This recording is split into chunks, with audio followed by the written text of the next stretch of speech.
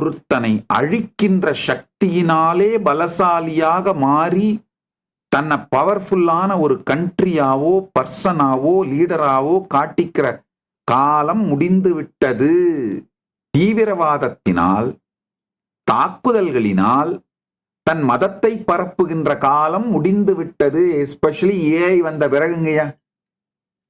Gen Z இந்த political பிராண்டாக நடக்கின்ற நாடுங்கிற கான்செப்டையோ political பிராண்டால உருவாக்கப்பட்ட லீடர் அப்படிங்கிற அந்த லீடரை சுத்தி உருவாக்கப்படுற கரிஷ்மா பேரஃபர்னலியா இதை ஏதாயுமே நம்ப தயாராக இல்லை.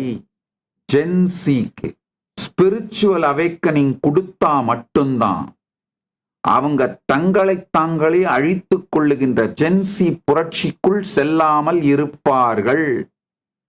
எந்தெந்த நாட்டோட தலைவர்கள் எல்லாம் இந்த ஜென்சி புரட்சி உங்க நாட்டுல நடக்கக்கூடாதுன்னு நினைக்கிறீங்களோ, நீங்க செய்ய வேண்டிய முதல் செயல் வாழ்க்கையை பற்றிய முழுமையான அறிவையும் சனாதன இந்து தர்மம் அளிக்கும் பரம ஞானத்தையும் ஜென்சிக்கு கொடுங்க.